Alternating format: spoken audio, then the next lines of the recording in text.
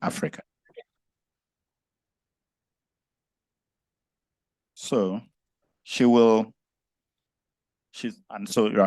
us now. Now the panelists, I'll call a man who is here with us before I introduce those online. I'll call Seun Oduwole. Seun is the principal architect at CISA, which is a design studio based in Yaba, Lagos. Studied architecture in Nottingham and possesses an appetite for innovative design solutions and an idealistic approach to architecture. He's always looking to push the boundaries of architectural interaction and perception. Seun has worked abroad in good company and has been published. He's now becoming known as the man behind the John Randall Center in Oniko, which is almost finished or almost ready to open. It's a building that will, in time, become a prominent one to most of us in Lagos who are thirsty for knowledge of Lagos and the Yoruba culture as well, because it's really not a Lagos thing. It's a center for Yoruba culture and heritage. On the panel, we also have Disu, who is the director of the pavilion at the Edo Museum of West African Art. This is a museum in the making and has become sort of in popular discussion, with the return of artifacts to the Edo people, the Bini people in particular. Memories of the expedition in 1897 when Benin was sacked by the colonialists and lots of stuff taken, or as they say, looted.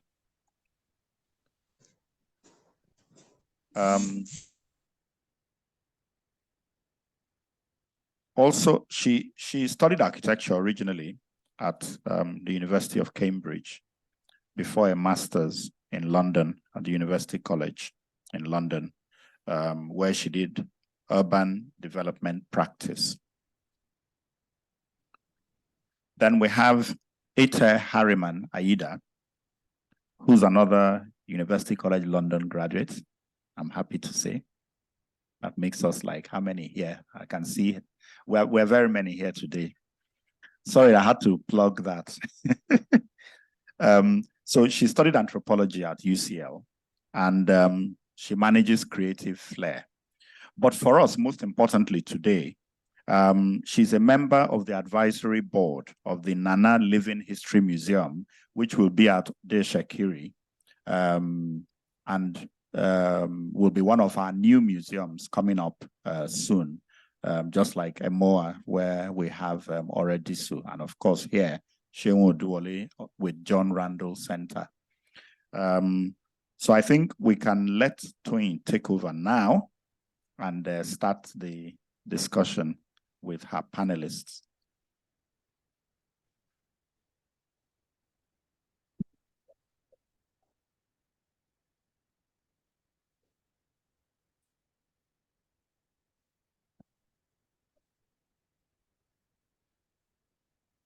Good afternoon, everybody. Do you want to take your mic? Okay, good afternoon again, and thank you to Open House. And as part of the discussion on reclamation, the museum talks about restitution has continued. But the talk today is not focusing more on restitution or repatriation, so to speak, but more about the redefinition and decolonization in Nigerian museum practice. It basically wants to look at how prepared are we, what are we doing at home, do we even know what's going on at home, or are we just focused on the repatriation of the objects? And to actually go deep into this, it's not about me today. It's about Seun, Ete, and Ore.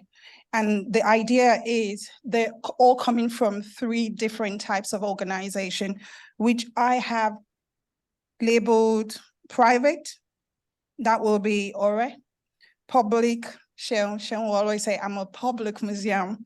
And what I term public-private partnership museum, that's for Ete. Before I start, I just want to say, for the museum that Ete will be representing here today, it's one of the 52 public museums in Nigeria that is under the National Commission for Museums and Monuments. That's the Nana Living History Museum. And it provides insight on lives and times of the Ishekiri people, especially during their contact with British explorers. So Ete will be looking at it. Ete is a descendant of Nana, not directly, but they've continued. And it's a way of including the community in the running of this museum.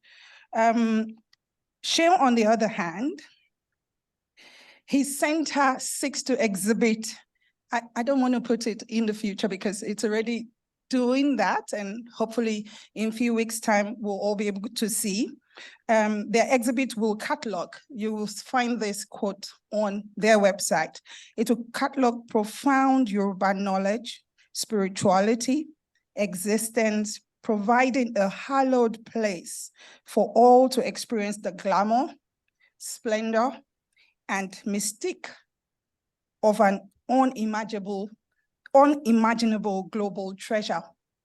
So that's looking at culture, heritage from another perspective, a different field to museology. And then Ore, like Chuka said, her museum, when it comes up, will exhibit the West African artworks and artifacts, past and present, while serving as a center for curatorial excellence and contemporary creativity.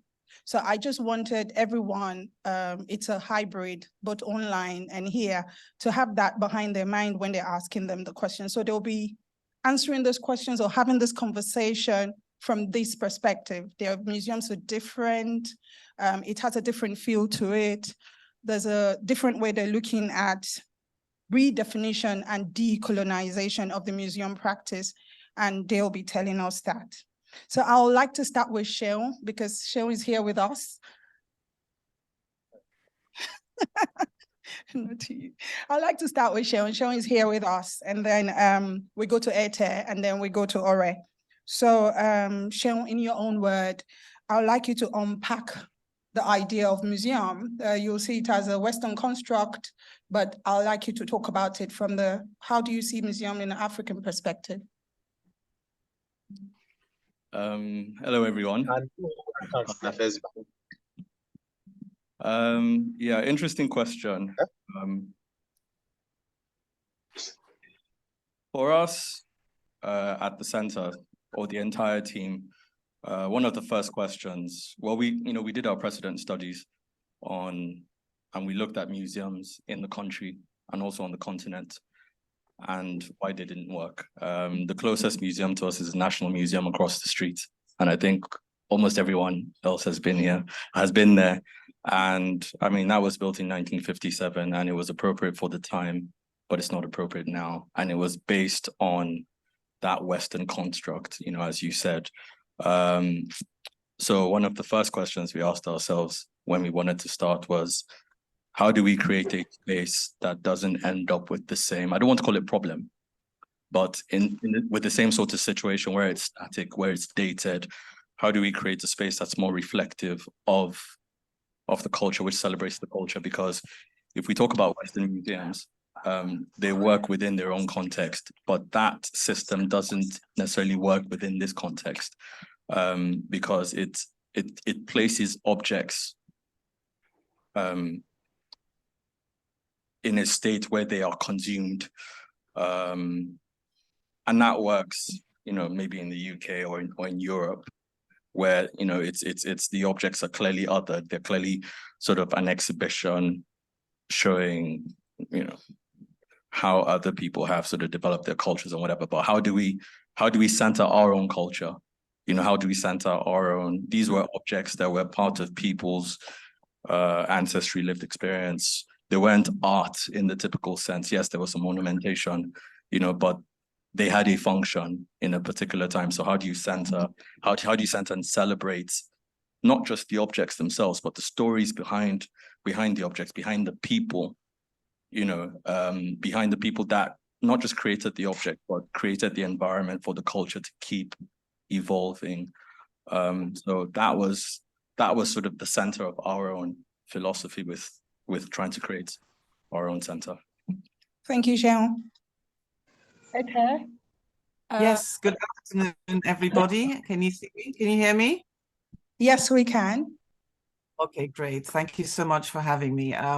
Little clarification. The Nana Living History Museum, one of Nigeria's 52 museums and monuments under the auspices of NCMM, is actually based in Oko, in Delta State, not Odeshekiri. Okay, that aside, yes. Defining museum from an African perspective, I think the origins of African museums predate colonialism. I think we've historically stored our most valued artifacts in shrines and palaces. Over time, we know that from the Benin experience, but I can tell you also the Olu of Warri in his palace over the years, you know, the crown jewels, for example, have been stored, and various things in shrines. Now, the Nana Living History Museum is under the auspices of the NCMM, which is, I think it's had its roots, if I'm correct. I believe this is information. In the 1950s, it was set up by the Ministry of Works. Then under the colonial government.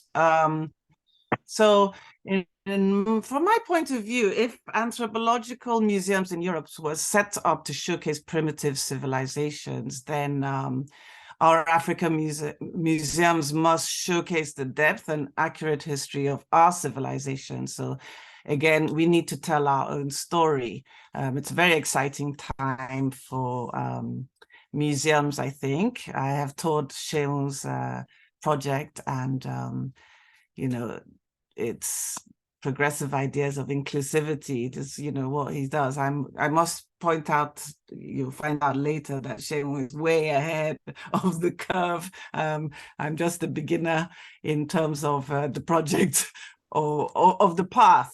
I had the opportunity to tour Seun's project, which is quite amazing. So it's very exciting time for, I think, African museums, such as, you know, digitalization of our cultural heritage and all the multimedia technology that, you know, one can use nowadays. I would say, from the African perspective, that work needs to be done to generate more interest in visiting our museums. You know, I know history was taken off the curriculum, but I think it came back in 2016. So hopefully, you know, museums, you know, that said, hopefully museums can be the anchors in the community. I think, you know, there are enough interesting places, but I'll speak a bit later about the Nana Living History Museum further on in our discussion. Thank you. Thank you so much. All right.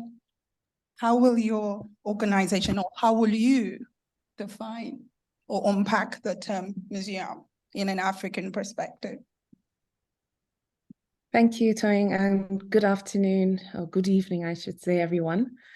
Yeah, I think it's a really interesting time to be thinking about museum, not just building, but museum practice.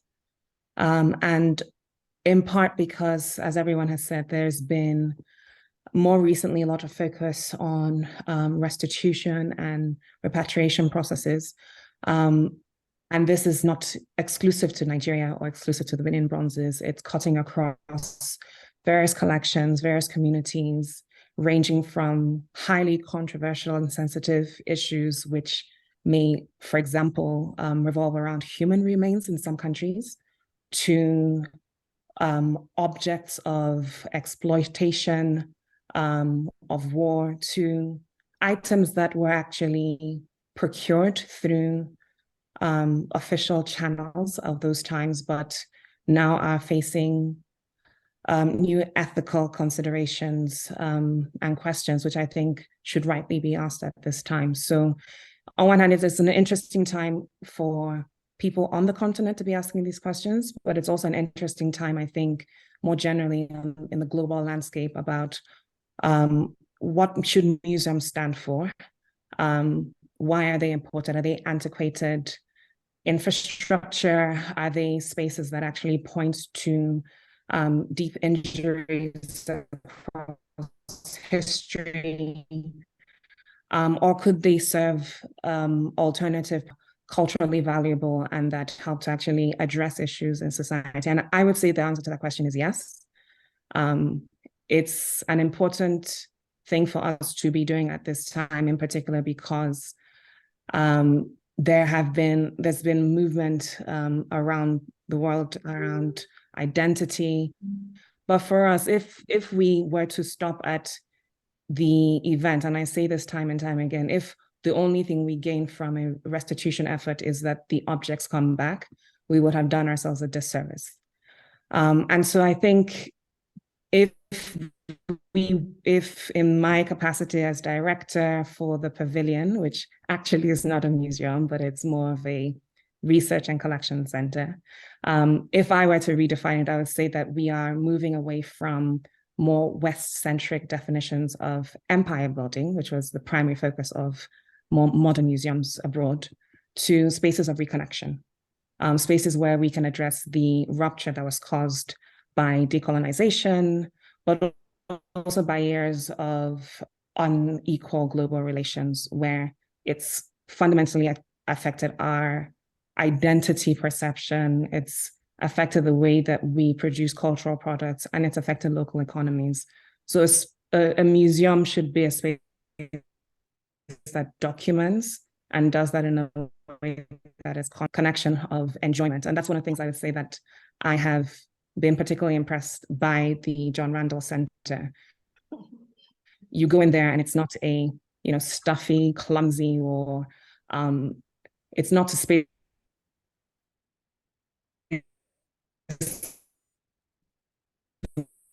where you feel like you cannot have a conversation and engage with the material. And I think that's important for museums, but it's also important for us to think about public space more generally. Thank you, Ore. From what three of you have said, the museum is that space that should encourage inclusion and that communication or discussion about identity, our heritage, and communal practices that defines us. So bearing this in mind, Ore, how does your museum redefine the museum practice? Since the pavilion is not actually the museum, and then you're doing these other things, how do you seek to redefine the museum practices? And how do you think it will influence the museum landscape in Nigeria? Yeah, so I think it's been very purposeful to start with a building that is not what we might call the typical museum. So starting with two things. One is a place where we're addressing issues of documentation, because you can't study, curate, or display what you don't have or what you don't know you have. And so I think firstly addressing fundamental issues of secure storage and proper care of material is extremely important, not just for the work that we're trying to do now, but for generations to come, to enable people access these materials and study them and generate more, other cultural products from them. So I think that's one way that we're doing that very consciously. And I would say, secondly, we are, again, not starting with the main building, but we're also starting with the neighborhood around it. So in essence, deconstructing the museum from a series of rooms within a set building to an entire neighborhood that will be vibrant and will be a place where we would want co-curated and co-designed by artisans, by artists, by architects, but also spaces where living culture can dwell. So fundamentally, problems that we, or should I say opportunities that we could be addressing in Nigeria are to create, real value for people. So if it's not relevant for the vast majority of our population who are looking for a place where, yes, you want to see objects and you want to learn about your heritage and your culture, but you also want to be able to buy something, to eat, to interact in a public space. And I think that's very, very fundamental to where we are. If we set up a museum, but we don't, help generate jobs, artists are not better off because we are in the space. Researchers don't have access to more archival facilities because we are there. Then I think, again, we would have lost out on an opportunity to do far more than just set up a building. So I think the programming is hugely critical, and the wider space beyond the building is also very important. Thirdly, I would say, how are you engaging with people beyond even a physical space? And I think here, digital technologies can, very much play a lot of value, whether it's in generating collections that are virtual so that people can, go up close to them, interact with them, explore them in different ways. Or you're able to actually create, reconstructed artifacts and take those materials directly into neighborhoods, take it into schools, take it into spaces where people can touch and feel objects, because I think that's another critical thing that is important for redefining how communities relate to items of their identity. But yeah, I think they're very important question to be asking, because I think we are at a point where we are evolving and learning about what museum building is.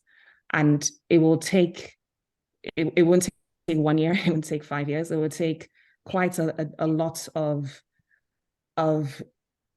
adaptation, cross-fertilization of ideas, working together in partnerships and collaborating with other entities to get to, I think, where we'd like to be. But the important thing is that you're having more and more institutions now that are saying, this is our time, we are here, let's actually get things going. Thank you, Ore. Seun, both Ete and Ore have been to your museum and they think you're doing something really different.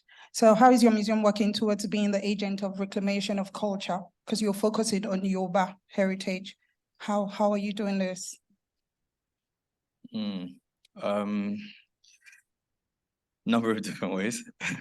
I mean, we've been on this for 6 years now.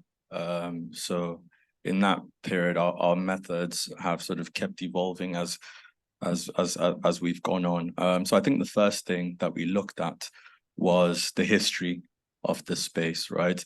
It's called the John Randall Center because we had questions on using the term museum, and we spoke earlier about the construct and looking at culture, looking at heritage as this evolving system. So we looked at it being a center that responds and grounds itself in context. So the first thing we looked at was the history of the area. And I don't know how many of you know Onikan, but Onikan is obviously very culturally rich.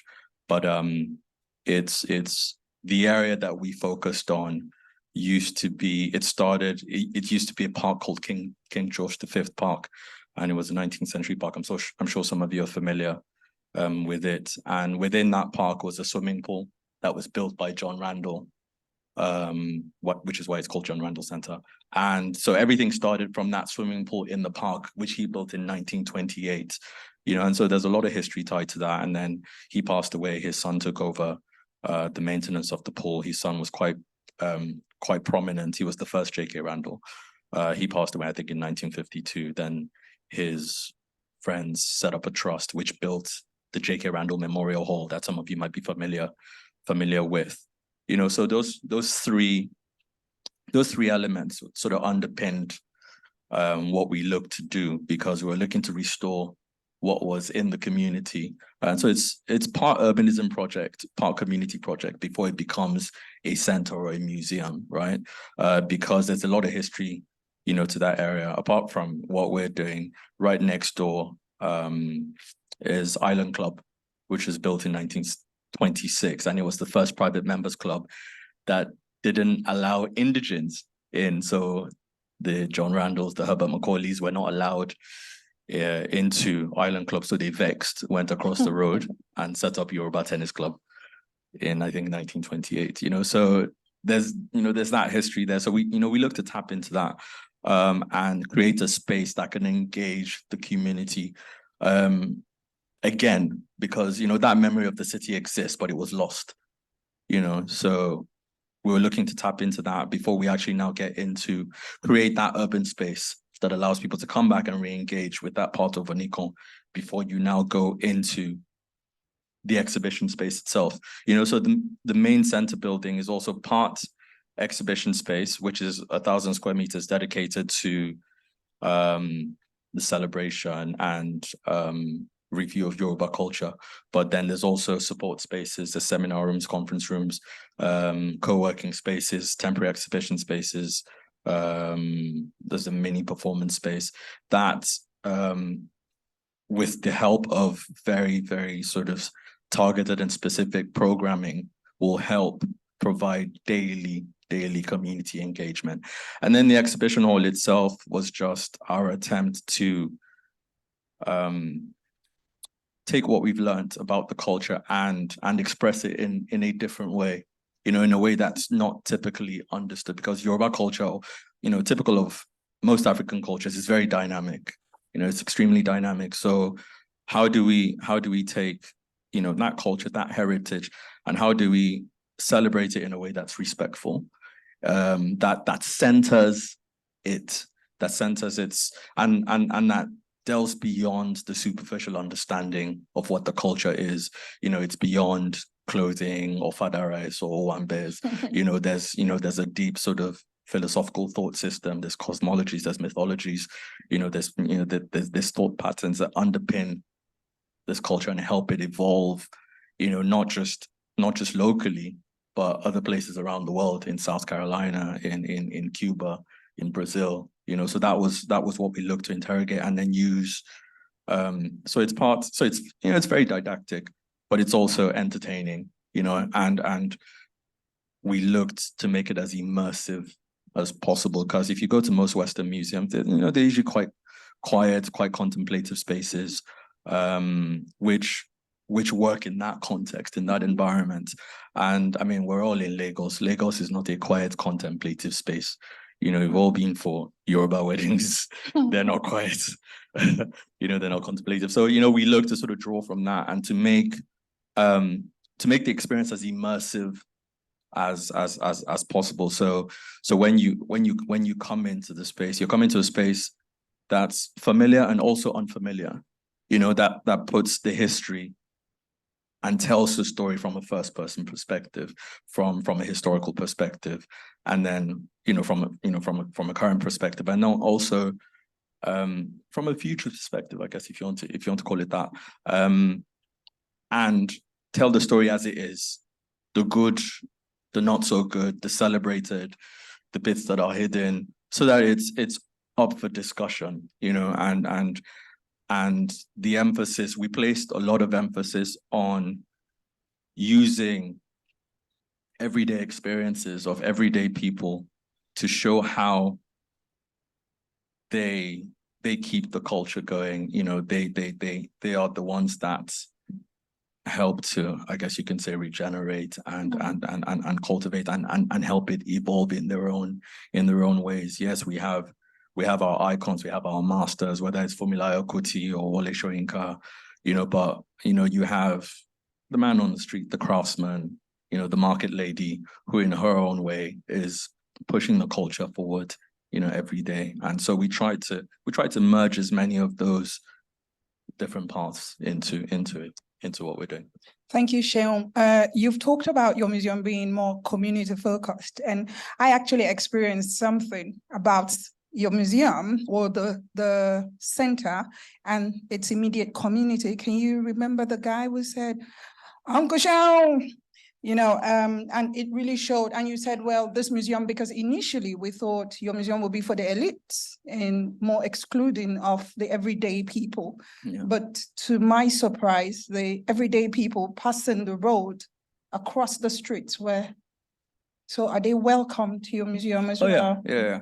I mean, it's completely open to the public. My client is Lagos State government. Okay. And so even when we started, thankfully, I had a lot of autonomy at the start, partly because I'm not sure they knew what I was doing.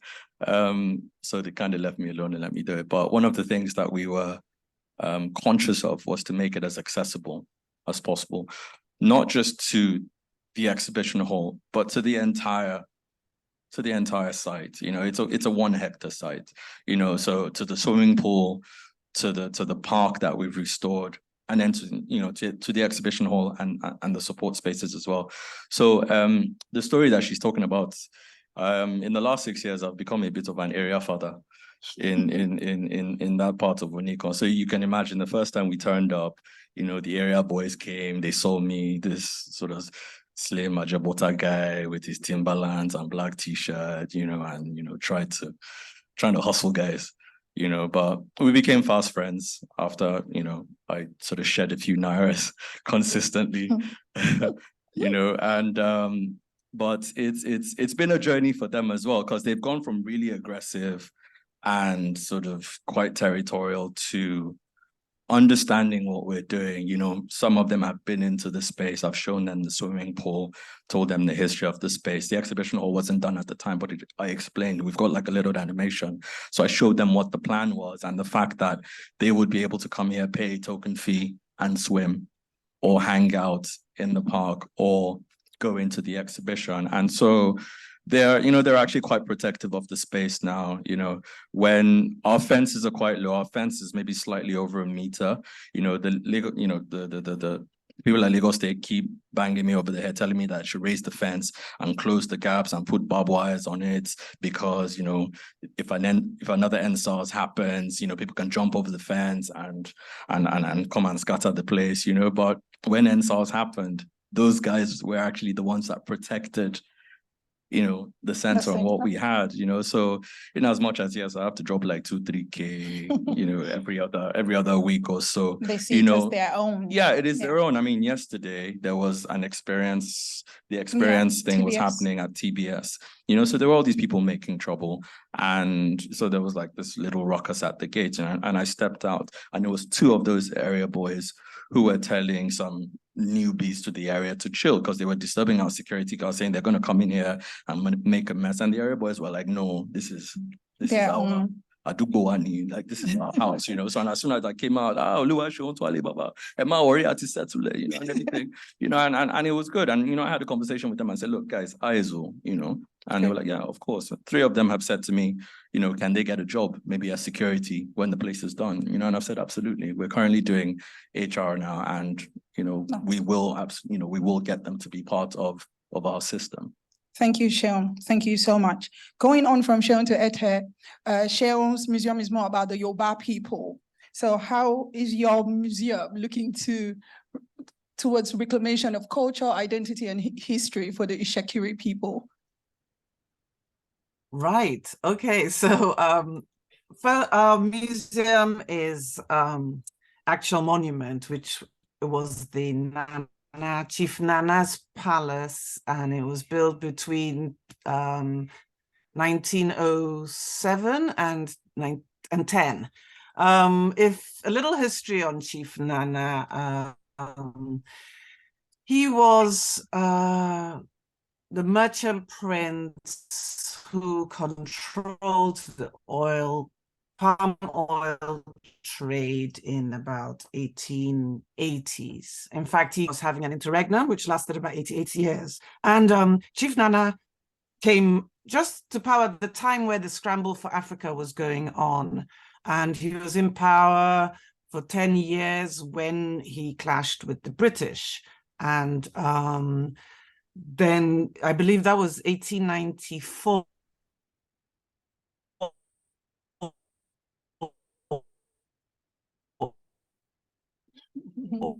Is it out?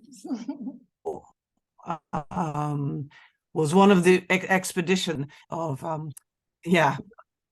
so it's purposeful, and the corporate colonialism was in full force at this point, and they didn't like the price of palm oil, and he had a monopoly, and there was the war of Ebrohimi, which they literally had to send in like 3 warships, and Chief Nana was very brave, and there was a blockade for about 6 months, and nothing happened. And anyway, he was overcome by the superior firepower of the British, and he was now exiled, and he was tried, and he was exiled, and he was sent to Ghana for 10 years. Anyway, he came back in 1906, and he built the current museum, which is a monument. When he got back, and he died 10 years later, but in 1916. So his residence was built. It's currently being renovated with when I say restored, sorry, not being renovated, restored as in they're using some of the same techniques that it was built. They used to build. Anyway, so we have a monument.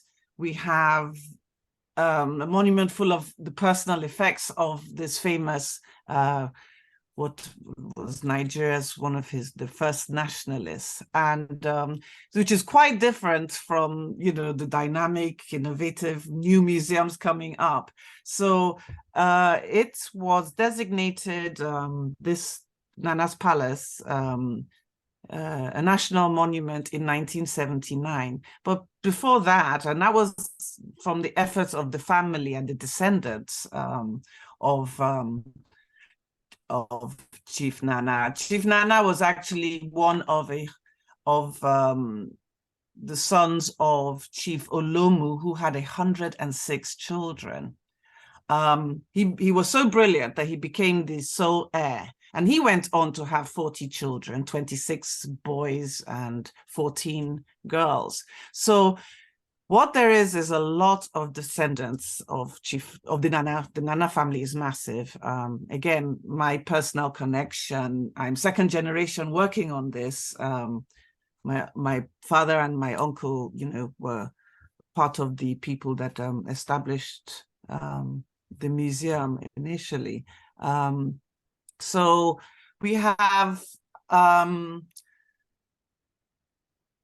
family involvement. So in a nutshell, the new advisory board of which I'm on, newly constituted in the last year and a half, our plan is to develop an annex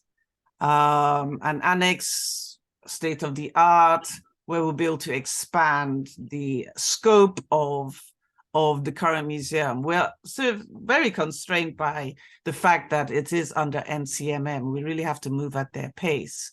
In the year and a half, we've secured funding from Deputy Senate President, who's made it one of his constituency projects, because his great-grandmother is actually buried there. People don't realize, but for Delta politics, he's maternally Shekiri. So anyway, so we've managed to do that. We've gotten funding. So we're actually dealing with the crumbling infrastructure of an old building, restoring that, making sure it doesn't fall down.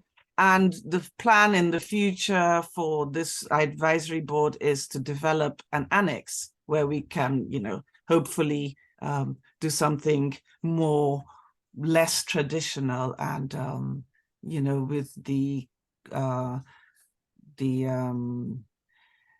permission of the NCMM, do things that, will probably be a little more innovative than what you can do with an existing structure like the monument, which, really shouldn't be touching and mucking around with. So the good news is that we have lots of space. We're at the beginning stage of our designs. We want to expand. The actual monument consists of Chief Nana's possessions and his experience and his life, but it's without context. And I think we have an opportunity now to situate Chief Nana in the history of the Warri Kingdom, the extensive history of a kingdom established in 1480. Yes, we can expand on his cultural heritage, which is the Shekiri heritage, involved the palace. So all their different aspects and that are being developed. So we're really at the early stages. And like Ore said, you really need to know what your collection is. Your collection determines your design, so we have to establish how far we're going to interrogate our history, or how are we going to, how are we going to represent our culture? Of course, everything has to be, well, we aspire to be inclusive and modern, but of course we have challenges, infrastructure challenges. Unlike Seun, who's in Onikon, some of us are rather provincial. Nana Cocoa is actually 19 kilometers from Benin, which is not bad. I mean, it really does help for foot traffic to be, not too far away from, an urban center like Benin City with lots of people. So,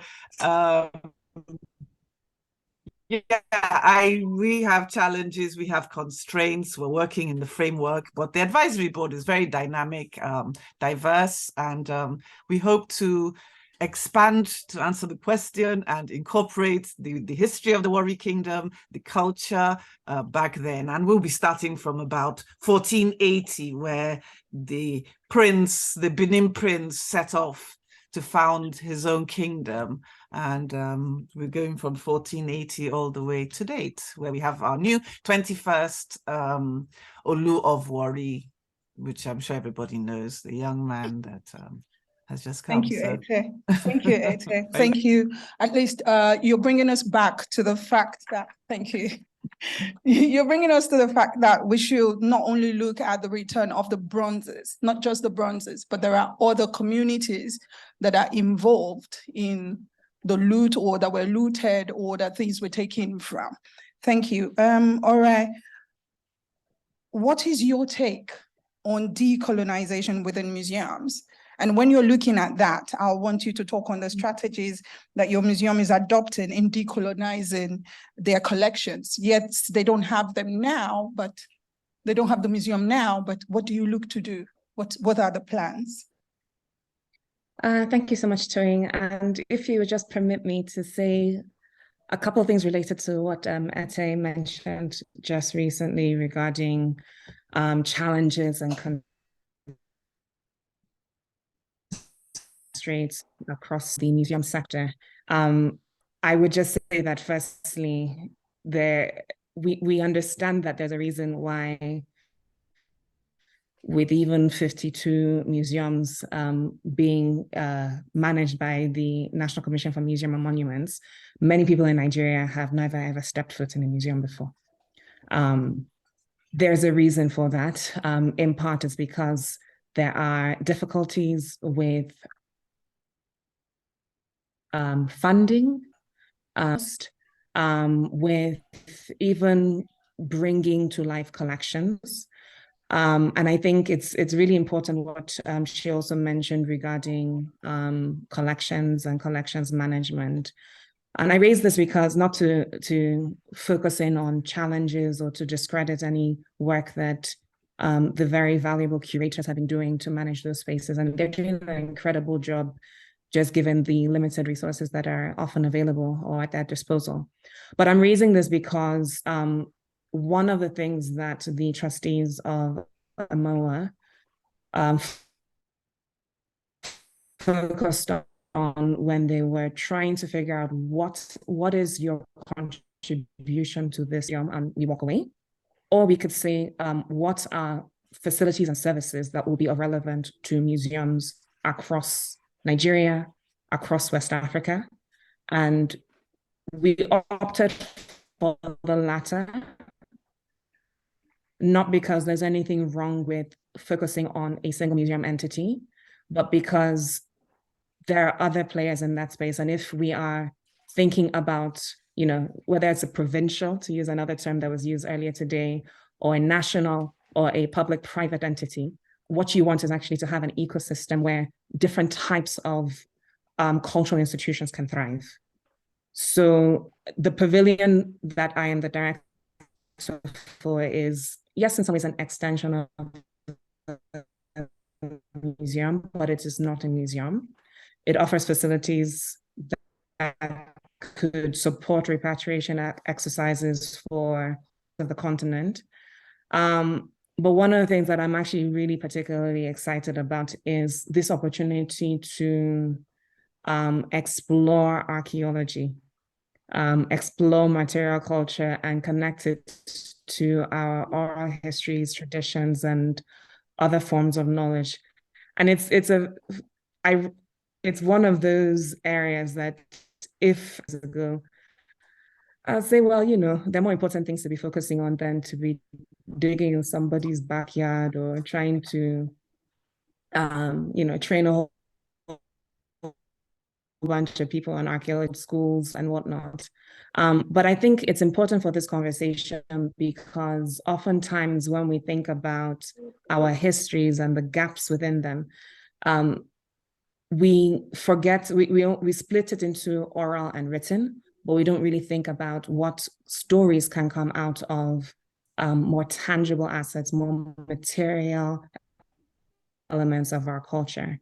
And I think that's a contribution that we are hoping the pavilion will help trigger and ignite curiosities. It's astonishing what you can learn from looking at a sample of soil. You can learn about you know, dietary practices. You can learn about how the environment has changed. You can learn about, from objects and materials in them, you can learn about who we may have been trading with. There's a lot of knowledge that hasn't really been tapped and engaged with. And I think in terms of reclaiming narratives, this is an area that we could certainly start to explore. But very quickly, I know I'm taking a bit of time in my response, to go back to your direct question regarding take on decolonization. I would say that you have to start by asking what is your collection and why? How do collections in the first place end up in museums? What is your purpose? Is it to provide display and curatorial space? Is it for educational purposes? Is it for research? These are critical questions when you're talking about establishing new standards. There's been a lot of work and a lot of, I would say, worthwhile appreciation of projects like Digital Benin that are enabling us for the first time to at least digitally understand where various Benin bronzes are. And that, I think, in and of itself could be the starting point for more provenance research to actually contextualize everything from the label that you put on an object. Could be a conscious effort to say, what are the biases, or what knowledge are we drawing this particular information from, or this interpretation from? So I would say that being conscious about what your starting point is, being very aware about who your audience is and how you are engaging them in your process are key, but also focusing on unexplored and underexamined areas of our heritage that really haven't been fully engaged with because we haven't invested in the tools. We haven't focused on training people. And one of the things we've been really excited about more recently is that we have partners from all around the world, but including Oxford University, saying we would want to run scholarships, we want to offer scholarships to Nigerians, to West Africans who are interested in pushing forward their learning or their skills around these areas. We're training already archaeologists in Nigeria. We're looking for ways of bringing in more West African scholars and heritage professionals. So I think all of this is important, because if you're not in charge of how the knowledge is being generated, then all you're doing is taking borrowed things and trying to refashion them. And that in and of itself is, I think, part of a decolonization effort. Thank you, Seun. Thank you, Ore.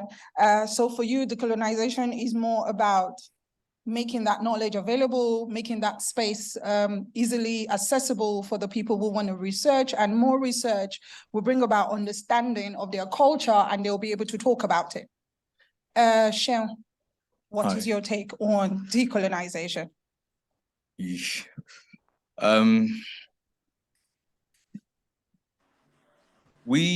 Our approach didn't so much focus on decolonization, because I have some thoughts on that whole, the word and what it suggests, but I think what we looked to do was, well, I guess, decolonize the narrative, if you want to put it that way, not so much the objects, because there is a story behind these objects.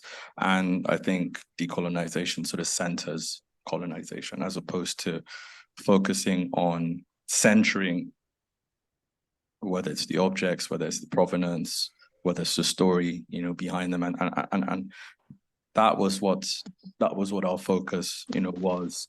And also looking at the different modes of interpretation. So if you take objects, I mean, MOR, is getting objects from, Benin, repatriated objects from around the world. So if you take those objects where they are in the West, or even if it's objects of Yoruba origin, they are simply seen as works from a sort of primitive civilization, like Ete said, Frobenius said whatever about, bronzes being the bronze sort of skill being taught by Atlanteans or something ridiculous like that, so if you look at those objects, whether it's Benin plaques or whether it's an Ife bronze head, in a Western museum, it's an object of an ancient civilization, primitive civilization, behind a glass case with a little text box, right? It's sort of purely for consumption. But if you look at how those objects maybe came about, maybe a Yoruba wood carving, for example, a door post, for example, that tells, I think there's a wood carving by Ariogun that depicts the arrival of the colonials to the Southwest. It's very intentional. It tells the story. And then even if you look at how artists represented through sculpture, right? So if you take the difference between Western interpretations, if you take, say, a human figure, right? Michelangelo's David, for example, it's very classical, very ordered, very beautiful, as opposed to a wood carving by, say, Bamigwe, which emphasizes the head. I think the rule is maybe two-thirds. The head is about a third of the size or half the size or something, and the focus it lends itself more to abstraction, than classical order.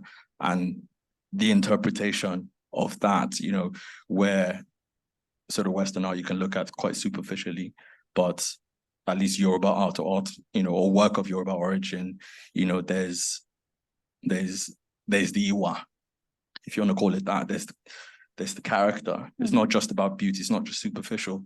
There's the character, not just of the object, but of the artist that goes into the object. So it's focusing on telling those stories about the origin, about interpretation, about how they came about context. It's about recontextualizing not just the objects, but how they came about, their relevance within the culture, within sort of social hierarchy systems. It's about retelling those stories from a first person perspective, so that people who they might be Yoruba, they might not be Yoruba, you know, see maybe what they thought they understood in a different light, see it with new eyes. You know what I mean? So that's what our focus is on, you know, because there's so much to be learned from. Our stories were passed down orally, you know, before they were sort of carved and written down, you know, so understanding the sequence of evolution of that storytelling and giving power to that narrative and using, you know, technology of the time, whether in the past or whether now, to bring those stories back to life, to show that, you know, our culture and how it's expressed isn't necessarily subservient, you know, to another culture, you know, because when you look at the interaction between religion, traditional religion, and Abrahamic religions within Yoruba culture, you know, understanding the history of that, how they integrated, you know, understanding why they're Muslims with Christian surnames, you know, there's so much knowledge that's hidden that we are looking to bring forward, you know, Ifa divination and everything that is misunderstood about that, you know, mythologies, you know, the fact that, you know, people will pay 2,000 to go and watch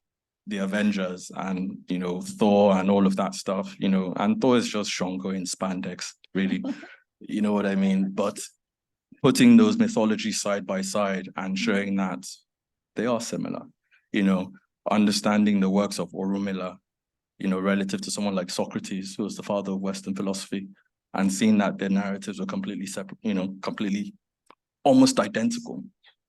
Do you get? So I guess in answer to your question, we weren't so much focusing on decolonization as much as we were sort of centering and redefining what Yoruba, the history of Yoruba language, the history and evolution of Yoruba culture through time to current day and into the future. In doing that, Seun, I'll come back to you, because in recontextualizing the objects, the collections, you started using the Yoruba language as your main. Yes.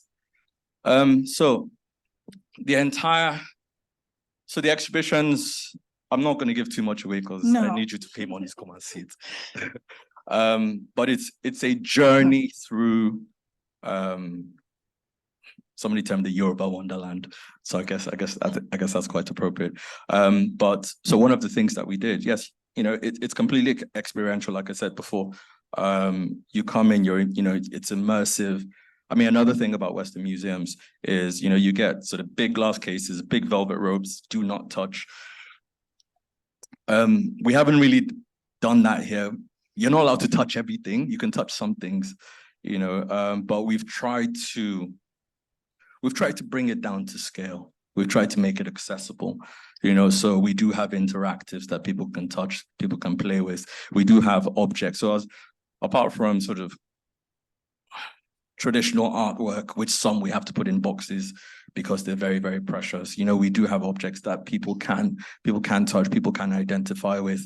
It's a completely multi-sensory exhibition. So there is sound, there's a complete soundscape from start to finish. And then the hierarchy, it's all in Yoruba first, you know, and then English. So even our text boxes is in Yoruba first, and then the text is in English. The sound, the audio, you know, each section has its own oriki. And for those of you who don't know oriki, it's sort of praise song, proverb, you know. So each section has its oriki and an explanation in Yoruba first, and then interpretation in English, so that you understand the space that you're in. You know, you get to sort of feel the breath and the wonder, not just of what you see, but what you hear.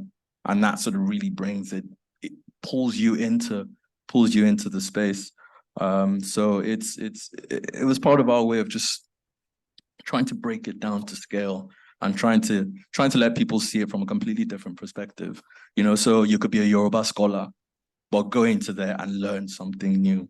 Or you could be just there for the entertainment because you want to play with one of our sort of AI interactives and you can have a good time. So opposite end, or you could be just in the middle where you want to learn and you're open to learning about the culture or something that you were familiar with, but looking at it in a different light. So yeah. Thank you, Seun. Ete, what are you doing with your own museum as regards decolonization? And strategies? Well,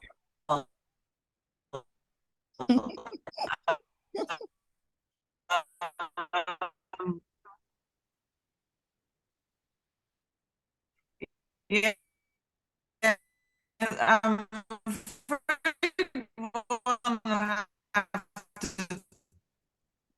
to touch on the fact that little known fact that possessions are hello. Oh, okay. Can you hear me? Yes, we can. Oh, okay. So in that context, I do understand what is happening over, there's a certain reluctance here for decolonization. I mean, after all, museums by their very nature are, spaces for preservation. So we can understand that. We are not ready. And again, this is what the newly constituted advisory to develop with our annex. We're fortunate we have a lot of space. So not only are we going to build, we're in the design or thinking about the design. Again, as I mentioned earlier, your design is determined by what you're going to put inside. So we have to anticipate that one day we'll get back his flags. So currently now, it's very interesting. I was listening to an argument, I think by a point made by Dan Hicks, who famously wrote that book, The Brutish Museums. The ongoing violence of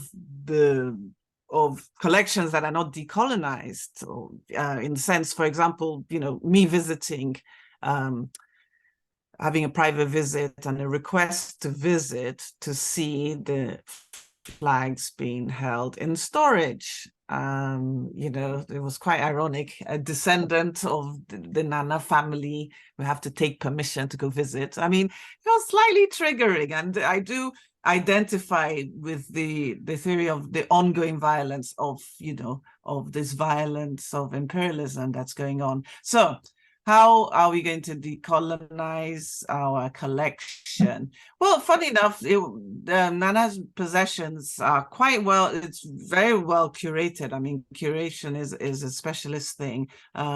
There's one, for example, there's one display in the museum of Chief Nana's fine china from Europe, also balanced with the traditional pots that were used to cook for everybody in the palace. So I thought, his possessions are his possessions. It needs to be in context. And that's why, our approach from the advisory board, where we want to develop our annex, our research center, our archives, library, we want to do all of that to sort of, expand. I don't think we can so much, decolonize. I mean, we could look at his possessions, from different angles, I suppose. But definitely, clarification and expansion and understanding of what happened at the time. And I think we have the space to develop to design something that can incorporate and allow us to explain the history and contextualize the period at which, he was in charge, in the context of the whole kingdom, etc. So it's sweet. It just has to happen. I'm talking from the European side. I know we're not supposed to talk about restitution and all of that, but we haven't asked for our flags back, to be fair. But again, time, it's going to happen, and so we need to be prepared for it. And definitely going forward to curate our collections through Afrocentric lenses, but that's all specialist work of curators and not my field of specialization. Thank you. Thank you, Ete. Now to our audience and our audience online. Questions. We'll take 2 questions. Thank you, Seun, for telling us about the JK Randall Center, Randall Center. And thank you, Ete, for letting us know your plans as part of the board for the Nana Living History Museum.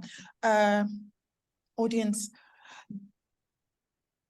Okay, Yes. I have the mic, so I guess I should just... Yeah, just go on. Go ahead. Toyin, Seun, Ete, this is Aduke Gomez.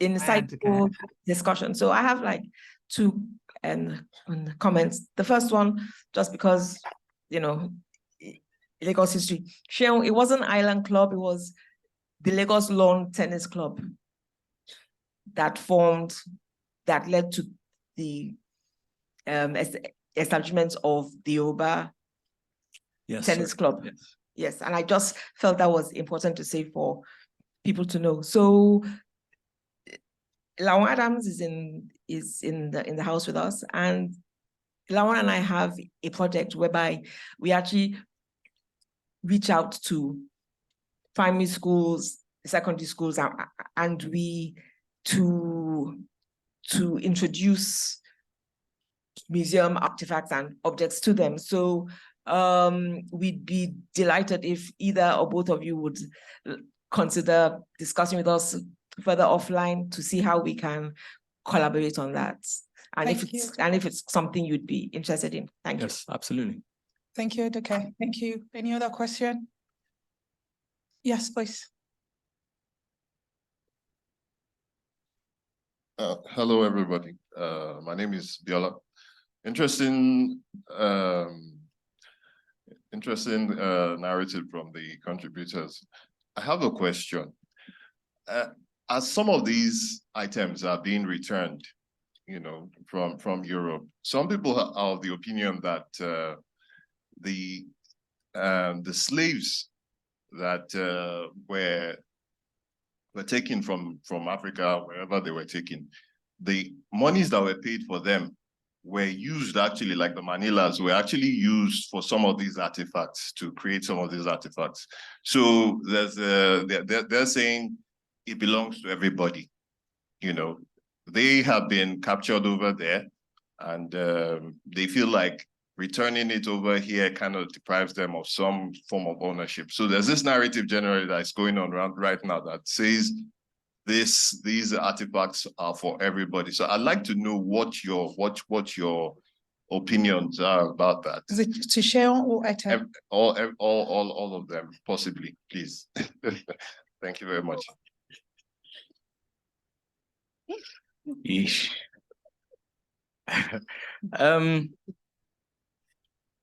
I think it's a tricky one, and it's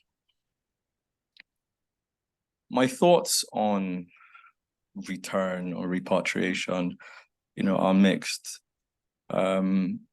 My feeling is, or my thought is, within the discussion, the objects have to be centered, right? And the narrative behind the objects have to be centered. So how best are those objects celebrated? And they go beyond objects, like we said much earlier. And you know, it's interesting. I've worked with the British Museum now during the time that we've been working on this Randall Center. You know, I've been to the stores and I've seen a lot of, you know, our objects there, and it's, yeah, like Ete said, it's quite triggering, because you're thinking, yeah, these things shouldn't be here. But you know, you look at it, you sort of understand they're very well preserved. You know, I took my daughter to, you know, to the British Museum, and yeah, she was a bit young, but she was, you know, she was excited by what she saw, especially, you know, the bronzes. And I've been to the National Museum here, and I've been to the stores. And it's slightly triggering too. Actually, it's very triggering too. You know, so it's, I don't think there's one answer with regards to who's at fault or where they should be. I mean, history has brought us to the point where there are objects there, right? outside the shores of Nigeria, and there are also objects within the shores of Nigeria. To my knowledge, British Museum has about 11,000 works of Nigerian origin, right? I think it's about 11,000. And the entire National Museum collection, to my knowledge, is about 84,000, of which 99.99999% are in storage. And similar with the British Museum as well. I think they've got about 90%, most of it on, in storage. So I think for me, there's enough work on both sides, to be put at the center of this narrative and to be celebrated. I've seen what happens to some of the work when it comes back. And I don't want to say too much because I don't want to put myself in trouble. It's okay. But I think it's Okay. The objects have to be centered, whether they're here or whether they're there. It's a celebration. The how they got there, yes, is a tragedy in some instances. And if there are works of dubious origin or provenance, then they must be returned, without question. But if there's works that have been bought legally or that were gifted, there's a lot of work that was gifted, and understand the provenance, I think, will go a long way to deciding, what stays where and how it's celebrated. I think it's a lot easier to do here because you can recontextualize the objects. But over there, I think discussion has to be had with the owners of the objects on how to better represent, these objects, rather than just putting them in glass cases and putting, a generic label saying found here, because that doesn't do the objects service. So I'll stop there. Okay, Ete. Okay, yeah. So, Ete, can you just respond to that? Yes, and a few questions from those from the audience online, and then it'll be okay. around. Okay. Well, these views are purely my views, so I might be a little less diplomatic than Seun. Well, a couple of days ago, the Honeyman Museum transferred ownership of 68 items, and I think they're immediately returning 6 to Benin. This is the arrangement with NCMM. I think the issue of ownership, or the acknowledgement of ownership, or who owns the items, I think can solve and go a long way. Yes, when you see the climate controlled facilities where, for example, Nana's flags are stored at the moment, you do think, well, what do we have to offer? But, it's something that we're going to work towards. I don't believe there's any justification where the money came from, who do the items belong to? They certainly do not belong to, some of the museums. So I think the transfer of ownership can solve a lot of problems, saying, okay, loan it to us for the next 50 years, but you own it. But what I find quite difficult is the ownership, and then they're saying, actually, we'll loan it to you. I mean, what's that? But then, me, I'm not as diplomatic. So that's my position on that. Thank you, Ete. Yeah. Thank you. Whilst we're waiting for 1 or 2 questions from our online audience, I personally think the term restitution is simple and clear, return. And Seun has put it nice and clear. Some artifacts were bought legally, some were gifted legally, but for all those that were taken away, you start to unpack, and we start a new conversation. So we have a conversation of it being looted, and during act of war or whatever you say, people were raped. Then you have another conversation about that. Then you have a conversation about houses being burnt, a whole city or town being razed down. It touches on so many topics that if we have to start, we wouldn't end. And then there'll be a lot of I'm sorry, I'm sorry, I'm sorries to generations. I don't know how far back, but simply put, all those that were taken through the loot, which are beyond the iconic objects everybody tend to talk about, the bronzes, the plaques. There are pots, there are different things, ethnographic objects, as in religious objects, utilitarian objects. They're different categories, and they weren't put in such categories when they were here. The first thing to do is return, and then we have a clean slate to kind of start a conversation. So when those ones are returned, I think it'll be easier for people to really realize or say, okay, now we want to talk about loan, short-term, long-term. But if we're talking restitution, and clouded around restitution is the idea of, okay, Africa is adding to the discussion or knowledge base online, or we're not going to return now, it's going to be temporary, then I think that's a slap on the cheek. Aside that, it's bigger than what we're talking about, and restitution basically for me starts with me and you. So it starts with you really understanding who you are, understanding your culture, using the things we have here to start those conversations, our museums bringing them out to start those conversations. Some of them are in storage. They'll never come out. I call them voiceless. You're meant to be, the curators are the voice for these voiceless objects when they're put in context. So Thank you. Can I say something in addition to that?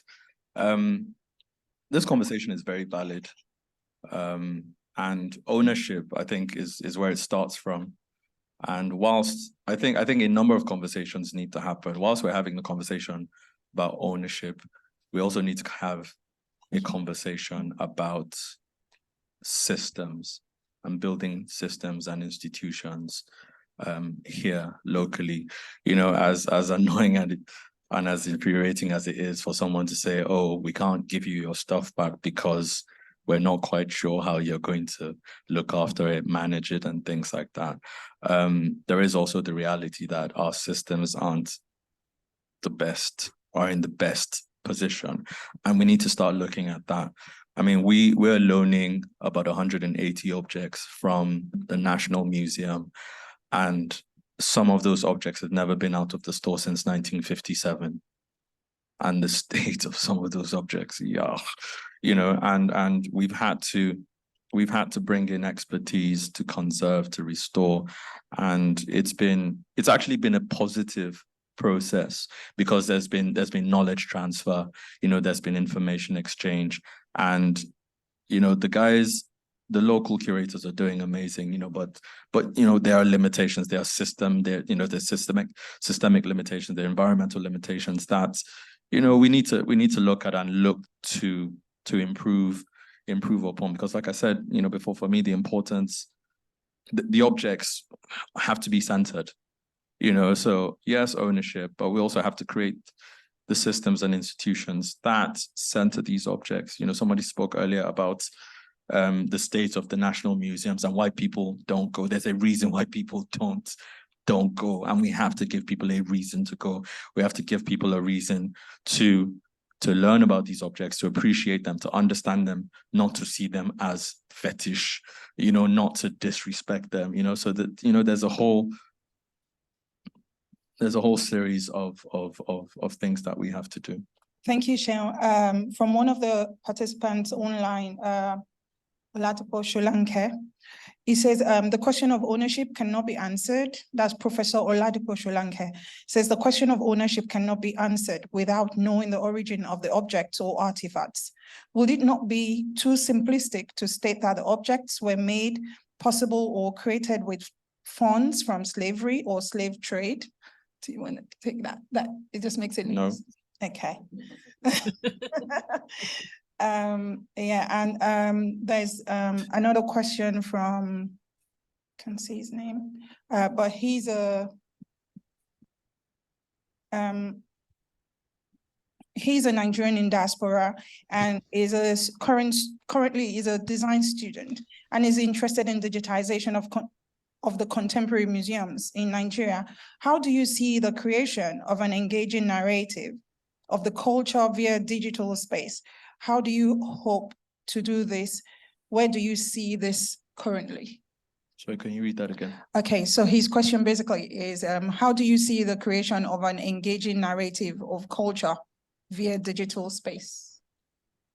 And where do you see it in the future, and where is it currently for the Contemporary Museum? So you fit in here. Digital space is just another medium, right? Or it's a different, or it's an alternative interpretation of an exhibition space, you know? So you have to work with the technology of the time, right? So for us, we've tried to, in as much as we've got a physical space, and we've tried to make that space as immersive, you know, as possible. So even within that physical space, we've tried to use digital media, right, to express and celebrate the language and the culture through the exhibition.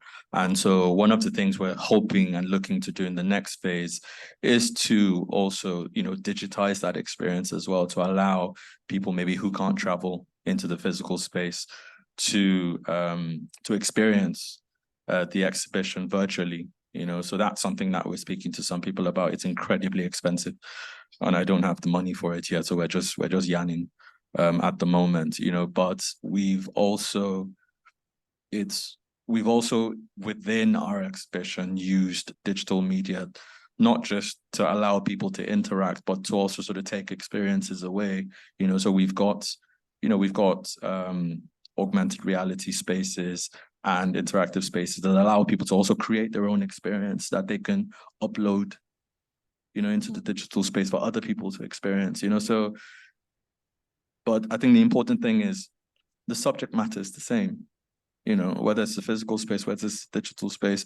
And so what we're trying to do is to make sure that regardless of the space that we use, that the technology that we use, we're centering the culture, the language, the heritage, you know, the history in those spaces. Thank you, Seun. Thank you, Ete. I think the final question there says, how do we marry culture into digitization of museum, which I think your last comment actually covers. Thank you so very much to all of you who've given up time to be part of this. And we hope to be here again tomorrow and next year. Okay, tomorrow. So thank you. Right. Yeah, one last thing. For anyone who is, I'm not supposed to do this, but since it's open house, I'm at the center tomorrow from about 10 o'clock. So if you want me to sneak you in, I can sneak you in, and then you can have a look at what we're doing, but don't tell anyone. For those online, can they come as well? No. No. Oh. You have to be here. No, because I don't want 1,000 people turning up now. I don't know how many people are online. Okay. Yeah, I mean, look, it's yeah, sure. I mean, if you can, yeah, come, we'll show you around. Okay, please pop in tomorrow. It's open house, and Seun is happy to have you. Thank you, everybody. I'm only doing 30 people, so first 30. I'm going to first 30 people. Please wake up 10. early. I'm gonna gate anyone that doesn't make it in time. All right, thank you. Bye.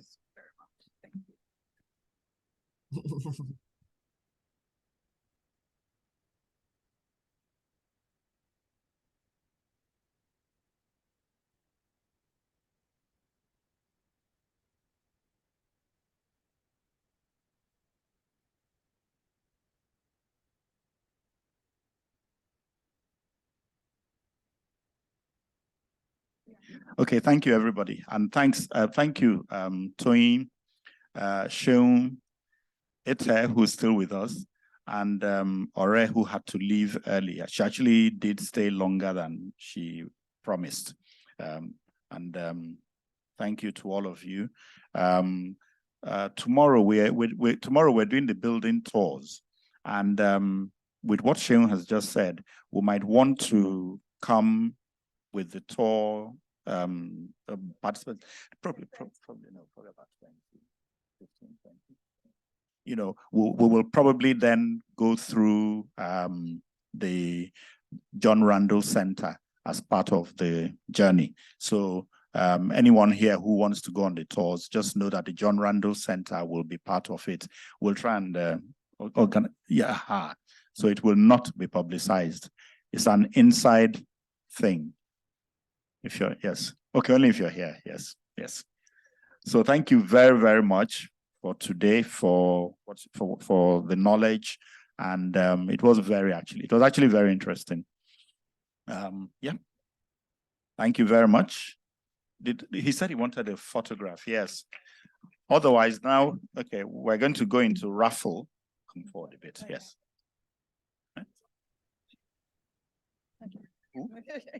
Oh, yes, we have to. Yes, Ete should be in it as well. Yeah. Okay, thank you.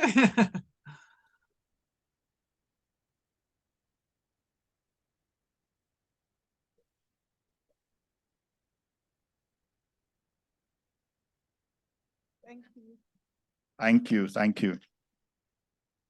So, a gift for them.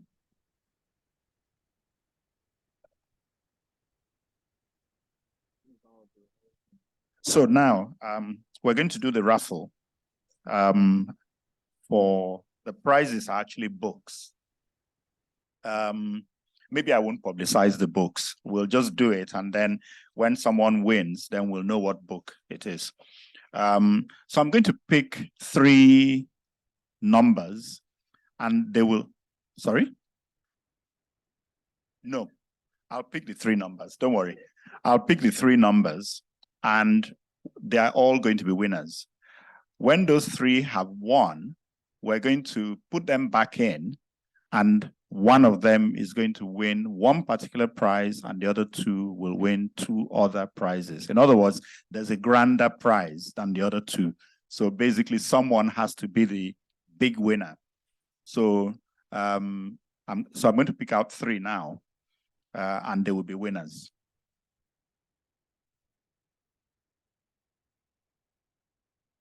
$13, which is supposed to be an unlucky number, but this is brilliant. 13. Is somebody 13? Ah, so it was an unlucky number because the person left, obviously. 9.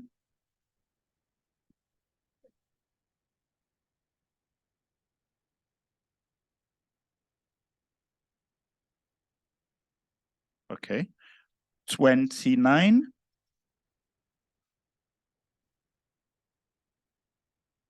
12.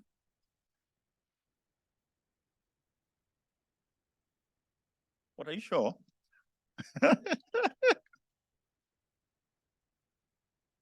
30. Sorry, number 12. Hang on a bit, because we don't know which book you're going to win. You might actually be the overall winner eventually. You're just one of 3 now. 30. No. 17. 17. 19. What? 19. Oh. 26. 26. Oh, okay. Oh dear, looks like the thing is about to end. 7. Okay, so we're done. 3 winners. And so now, okay.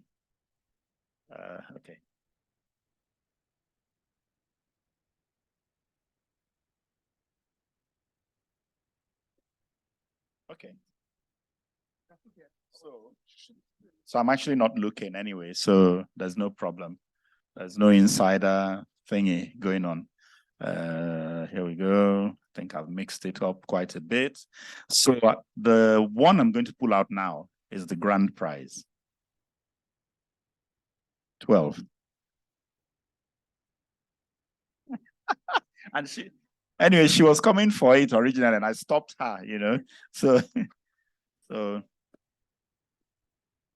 so it's actually the book Building Lagos by Kunle Akinshamoy and Alan Von Richards. Okay. Oh, okay. Should I come down or up? Which? Better up, right? It's the other way around. Maybe I should move as well.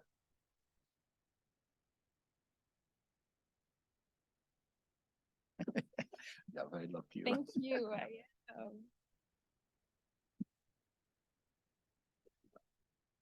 Young people, they keep taking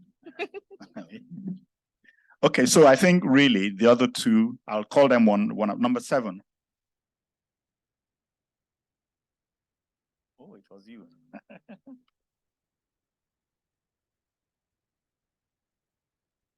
Becoming Nigerian. I'm not sure if you have it already. Oh, you do? Yeah, oh, right. Anyway, at least you can give it to somebody as well. Okay. Oh, okay. Interesting.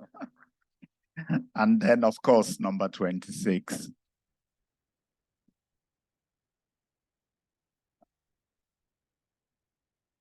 I hope you don't have it already. No, I don't. Oh, okay. I actually have the other one. I have that one, so it's a good thing. So God made it work. Yeah. Thank you. Okay, I think with that, we will draw today's activities to a close. Tomorrow we have the tours, which start at 12 o'clock from 59 Raymond Njoku Street in Southwest Ikoyi. For those of us here, we will now stop at the John Randall Center in Onikon as part of the journey. So if you haven't registered for it, I think you can actually do it manually now, right? We can do it manually rather than online because it's actually an insider thing right now. So we can't throw it, we won't throw it open. So if you want to, please just at the desk, right? On the way out. Yeah. Okay. So thank you very much, everyone, for coming. And yeah, it's been a good, yeah. Sorry? For what? Oh, sorry, clothing. I thought you said clothing. So tomorrow, at the end of the tours, we will end the tour at the Gas Foundation building, which I think was designed by Elsie Owusu and supervised by Lola Shunibare. It's the Gas Foundation is part of the Yinka Shunibare Foundation, or it's an arm of it. That will be the last building on the tour, and it will be toured from 5:40 to about 6 o'clock. And as soon as we come down the building, we will then have music and food and drinks in the courtyard of that Gas Foundation. Some of you might have been to the Gas Foundation already. So that's where we will end the tours tomorrow. Thank you very much. Anything else? Thank our sponsors. Oh, yes. And of course, he has very bad manners. Sorry. I really should say thank you to Alliance Francaise, first for the use of this auditorium. We should also say thank you to Gracefield Island. Actually, the company is Gravitas Investments. They developed Gracefield Island, and we had their vice chairman here today. So we thank them as well. And then also the Gas Foundation, Guest Artist Space Foundation, where we will be tomorrow. They've really helped us put up a good show this year. We thank them very, very much, actually. So, and all of you, thanks. 2022.